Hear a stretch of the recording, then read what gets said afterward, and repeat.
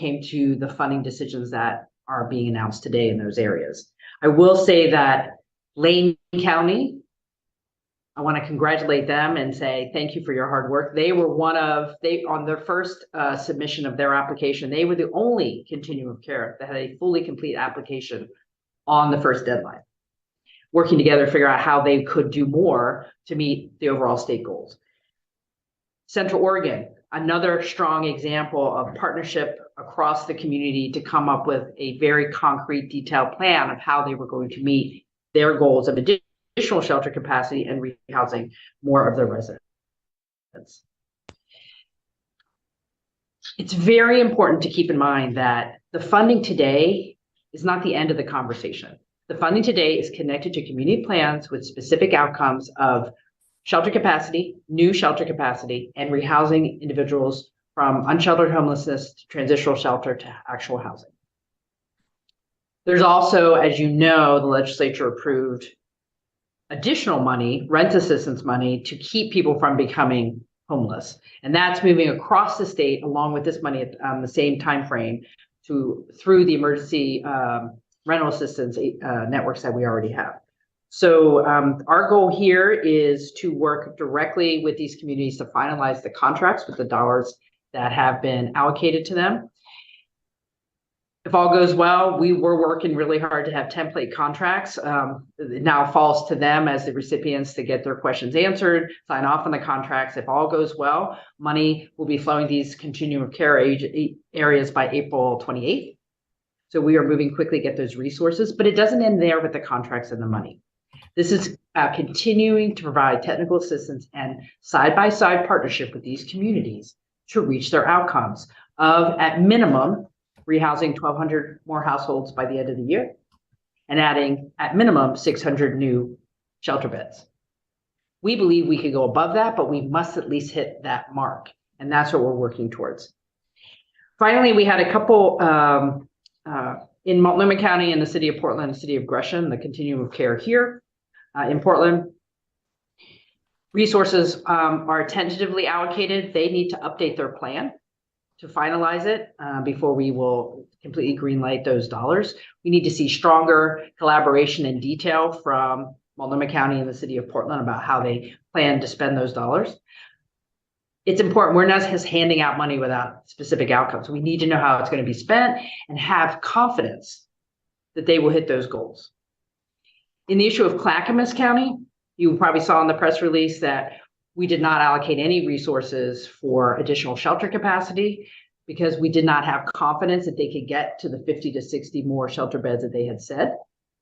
But they did have resources to rehouse more people. So for their existing shelter capacity, they'll have more resources to help people move out of those shelters. So maybe we can use their existing capacity better. And again, I spoke with Chair Smith this morning, as well as Mayor Wheeler and Chair Vega Peterson to give them a courtesy heads up about where the funding was going. I was very clear with them. This is a partnership. We are here to help you as a state, not only as a funder, but as a provider of technical assistance and an emergency management approach to help you reach these goals. And in the metro region, since I was touching on them, Washington County had a very strong proposal. And they have very clear goals around working in their local communities, setting up a dashboard, expanding shelter capacity. I think they put a really good proposal together. So it's not that anyone was wrong here. It was a very expedited timeline. And we said, show us your plans, money will follow, and we're going to stick with you to make sure we can get this work done together by the end of the year, because that is why we're on this urgent timeline. Additionally, it doesn't stop with this money. We need to see the legislature fulfill the goals that are in my budget for maintaining the new shelter capacity, helping with the existing shelter capacity, making sure we're on track to do more around building more housing, because that is the ultimate solution here. And we have a long way to go. We've got a couple more months left in the legislature, but we need to see additional supports in the next 2-year budget so we can build on this progress to make more progress. And that's where we are today, and I look forward to any questions. Yeah, just curious. So the $18 million for here in Multnomah County, is it what you're saying is you won't be giving those dollars until the city and the county collaborate better and have a better relationship? Well, we still had questions about their plan. So they did submit by deadline, and there were some details that we weren't sure where the money was going to be spent. But they certainly have the opportunity between now and April 28th to figure out those details so the money can stay on the same schedule that we've already laid out.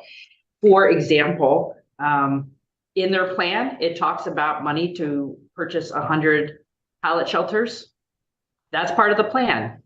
We need to know where, we need to know what the operating dollars to go along with that are. So I've been very clear, they need to sit down and give us a few more details before we can release the money. Remote question? Peter Wong, Portland Tribune, please unmute. Okay, Governor, you got two of your early priorities done, but obviously there will be, you just called for more support for homelessness and housing priorities, plus given the limited amount of money that the legislature has set aside other than those early priorities for a lot of things, including your reading program, do you think the legislature is going to have to find some more resources to support what you just asked for, plus a number of other things? Thank you for the question, Peter. Well, as you know, we did have success early in session on two top priorities, obviously the housing and homelessness package, as well as the Oregon CHIPS Act. But that doesn't mean we somehow step aside and not deal with the other resources that are needed in my budget, because our emergency proposal was predicated on following it up with a strong 2-year budget. Just to remember, our goal between now and January of next year is to, at minimum, rehouse 1,200 households.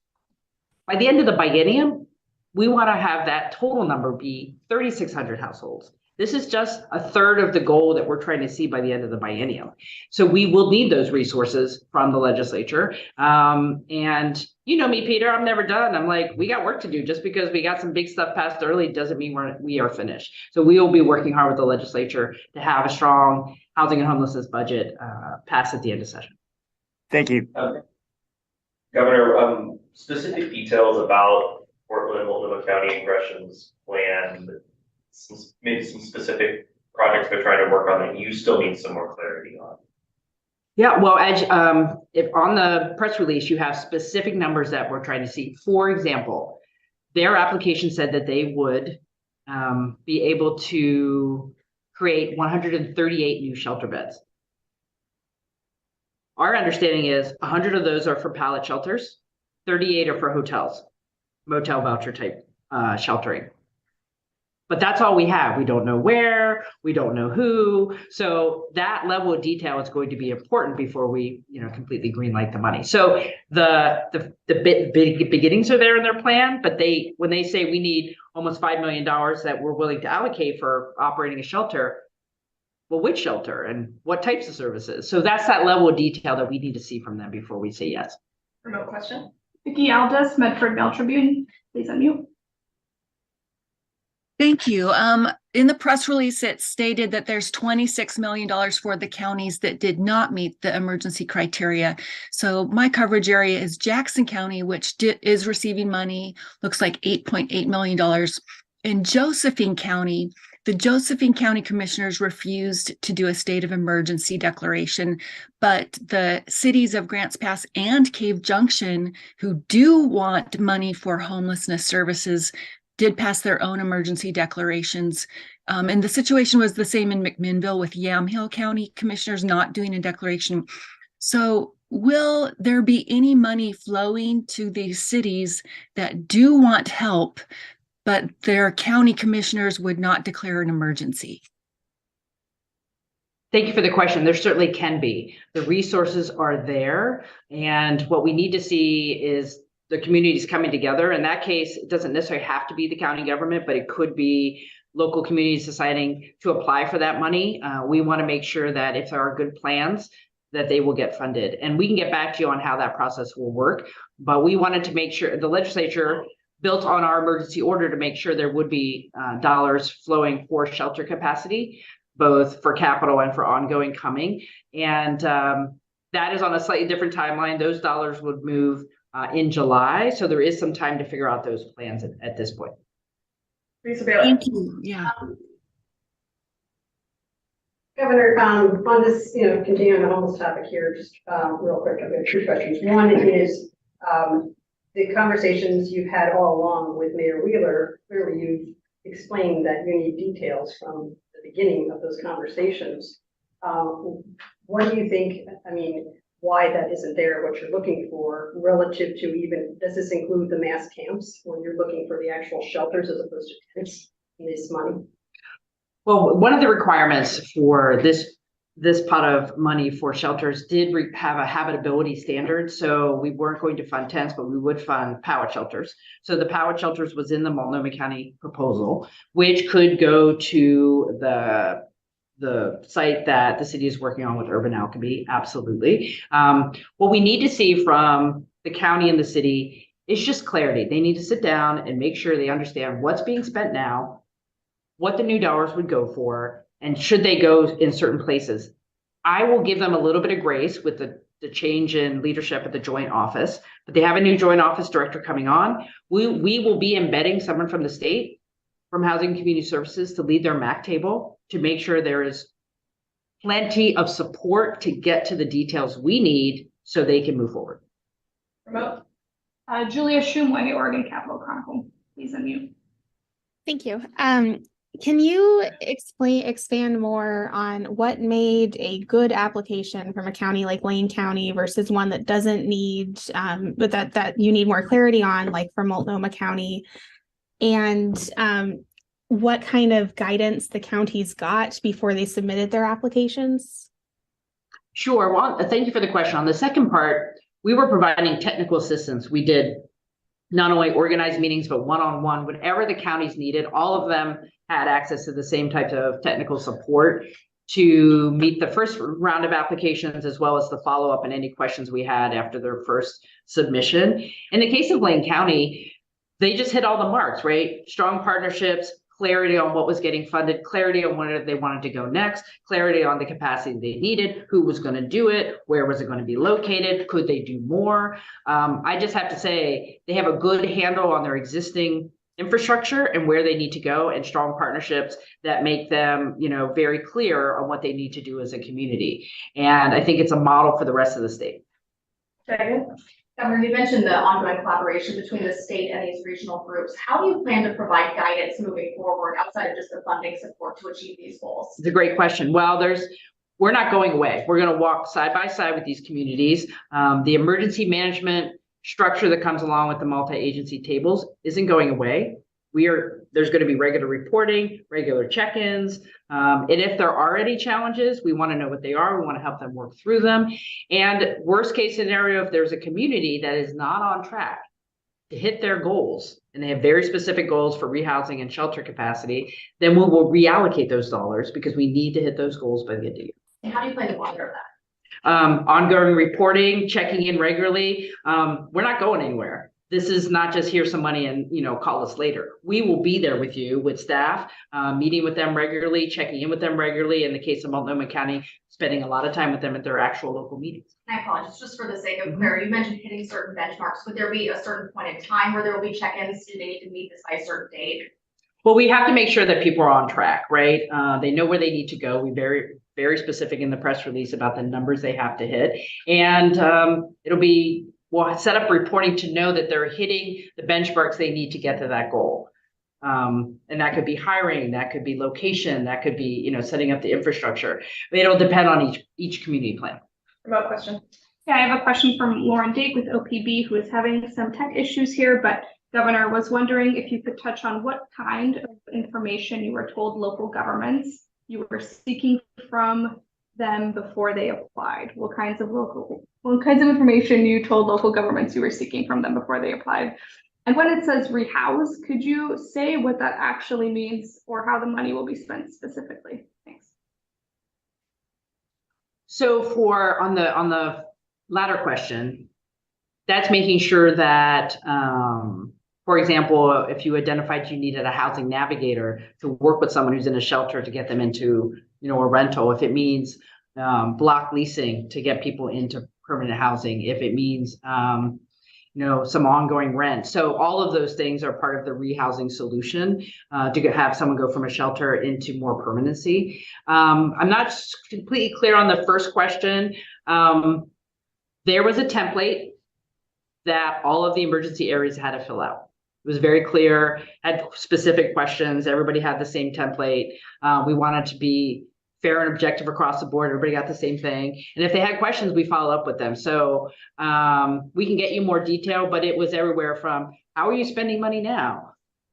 What would be the ongoing resources if you did this? Where would you like to? I mean, they were giving all kinds of level of detail to answer the questions. So, and if it wasn't clear, we provided technical assistance. We didn't, again, Lane County had the complete application on the first deadline, but by the second deadline, almost everyone had answered the questions in the follow-up. We only had a couple issues at the end with Multnomah and Clack. Sure. And then Oregon. Governor, I guess I'm surprised to hear this about Multnomah County, and you guys are talking about working with them. Were they reticent to give these details? I'm just trying to read between the lines here a little bit. And just a technical thing, I think only 21 million of the emergency money was available this biennium and the bulk of it next. So is this going to be rolled out in phases? You mentioned April 28th and money going out, and I'm just not sure if all the money is potentially going out then, or if this is going to be a phased approach. Let me get back to you on that second question, because I don't want to answer it incorrectly. But right, some of it's by this biennium and next biennium, so we'll get you how the cash flow is going to work. But we're committing all this money, right? People will know if they hit their marks, they're going to get these resources. In the case of Multnomah County and City of Portland, I'll be honest, I was disappointed that they didn't have more clarity. I've sat through several meetings about trying to understand existing capacity, who's paying for what, where does the money come from, what's the city committed to, what's the county committed to. They need to get their stuff together. And with Clackamas, they've had some issues with Project Turnkey, a program you're fond of.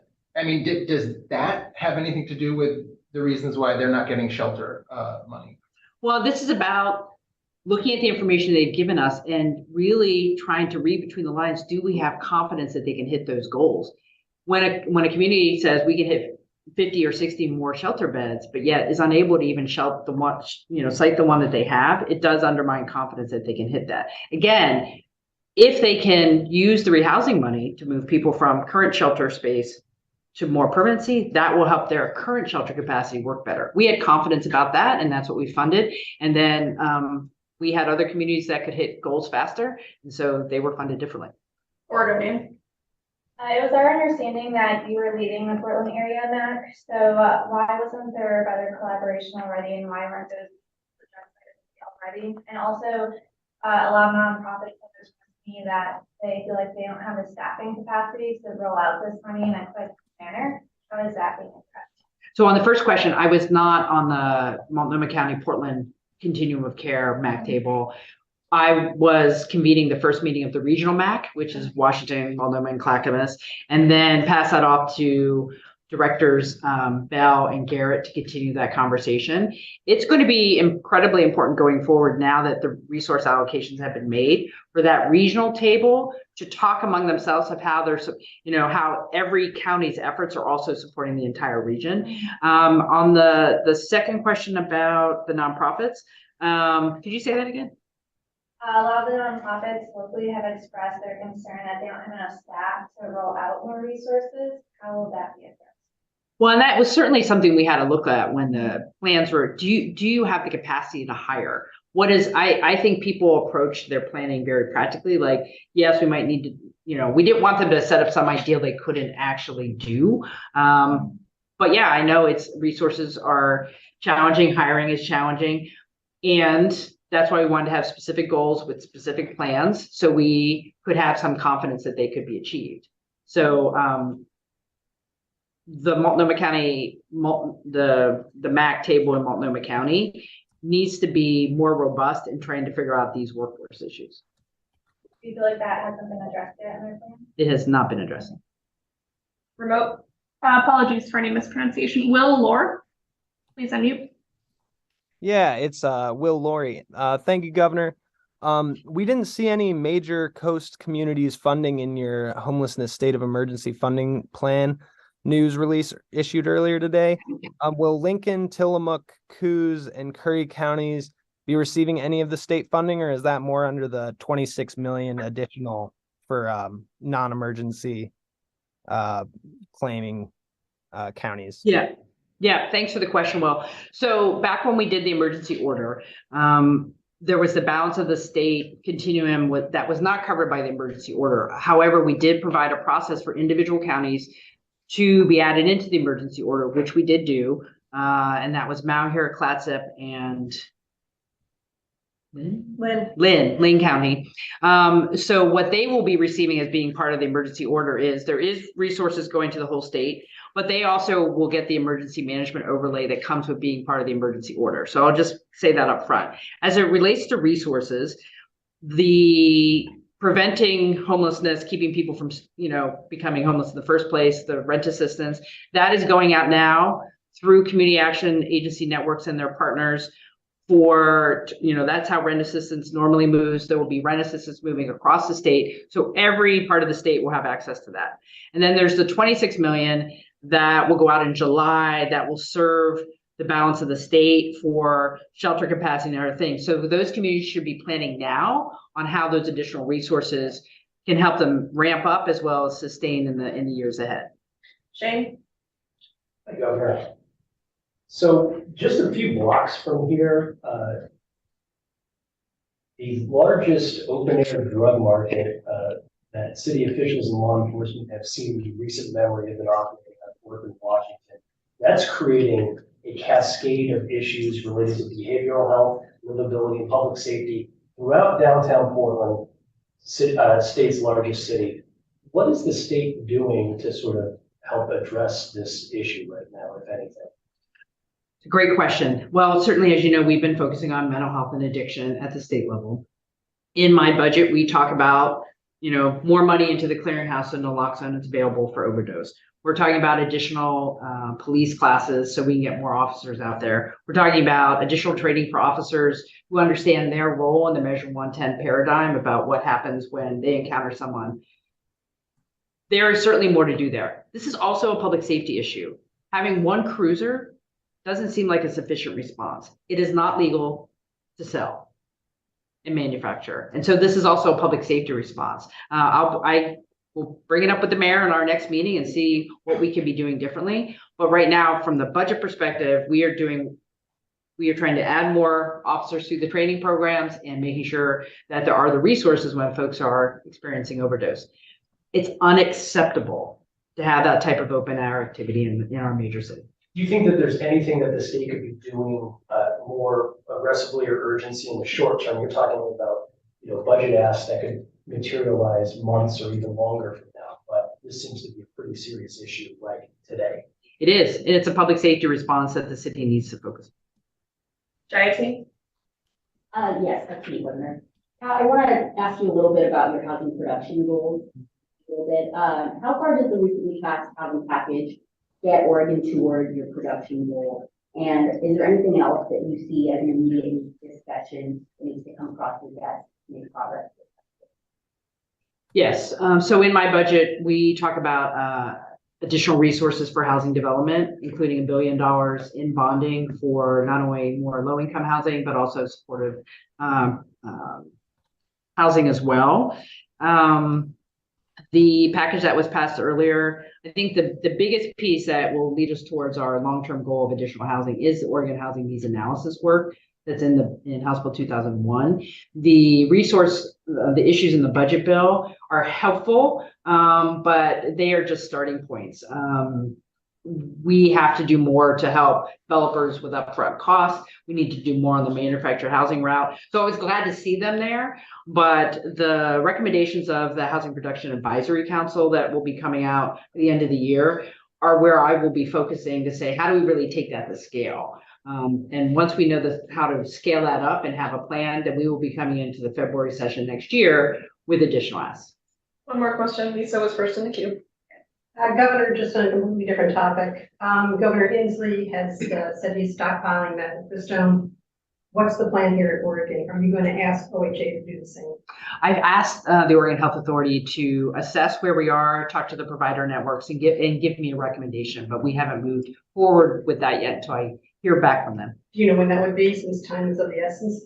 I don't know, but I will check. But now we have competing court. So I think we're kind of in a standstill again. But we are continuing to look at it because this issue is not going away and we need a longer term solution. So, but no, I don't have a timeline on that for you, but I'll try to get you one. Adjourned. Is that it? That's it. We're good? Thank you, everybody. Thank you.